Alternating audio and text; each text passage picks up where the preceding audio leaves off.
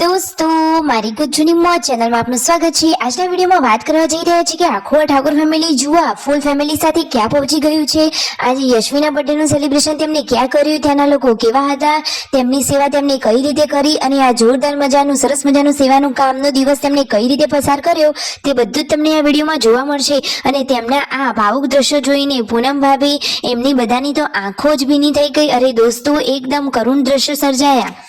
આ વિડીયોમાં જુઓ તો ખરા કે પૂનમ ભાભીની તો આંખો જ ભીની થઈ ગઈ, બધાની આંખો નમ થઈ ગઈ। દોસ્તો ત્યાંના લોકોની તમે વાતો તો સાંભળો, બધા લોકોને કેવા દુઃખ છે, કેવી કેવી પ્રોબ્લેમો હતી અને ત્યાં આ ઠાકોર ફેમિલીએ ત્યાં હાજરી આપી અને બધા લોકોની કેવી સેવા કરી અને ત્યાં બર્થડે સેલિબ્રેશન કેવું કર્યું એ બધું જ તમને આ વિડીયોમાં જાણવા મળશે। તો આ વિડીયોમાં જે બહેન છે તે આ અનાથ આશ્રમ એટલે કે વૃદ્ધાશ્રમના બધા જ માતા પિતાની સેવા કરી રહ્યા છે।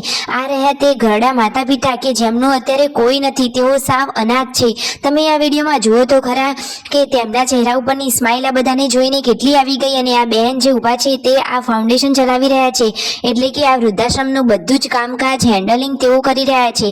આજે આ યશ્વીનો બર્થડે હતો તો તેઓએ ત્યાં જઈને આ બર્થડેનું સેલિબ્રેશન કર્યું। જુઓ પૂનમ ભાભી કહી રહ્યા છે કે ખરેખર આવા માતા પિતાને બાળકો ના હોય એ જ સારું, બાળક ના હોય તો એમ થાય કે બાળકો જ નથી, પરંતુ હોય છતાં આવી તકલીફો આપે એના કરતાં તો બાળક ના હોય એવું જ સારું એમ કહી રહ્યા છે। સાચી વાત છે ને દોસ્તો। તો ત્યાં જુઓ સંજયભાઈ અને આ રાકેશભાઈ બધા જ લોકો ત્યાંના ઘરડા માતા પિતાને જમવાનું પીરસી રહ્યા છે।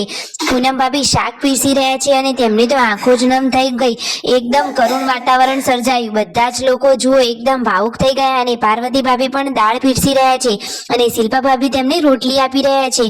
દોસ્તો જુઓ તો ખરા તેમને ત્યાં સ્વચ્છતા કેટલી છે અને તેમની માન મર્યાદા કેટલી છે અને તેઓ બધાને કેટલું માન આપે છે।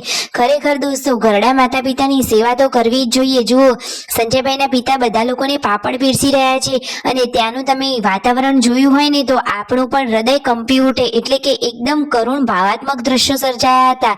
દોસ્તો કેટલાક એવા લોકો હોય છે કે જેમના ઘરે પૈસાના તો ઢગલા હોય છે, પરંતુ માતા પિતાની સેવા કરવામાં તેઓ પાછળ હોય છે। જુઓ ત્યાં યશ્વીનો બર્થડે સેલિબ્રેટ કરવા માટે બધા જ લોકોએ તાળીઓ પાડી અને હેપી બર્થડે તેને વિશ કર્યું।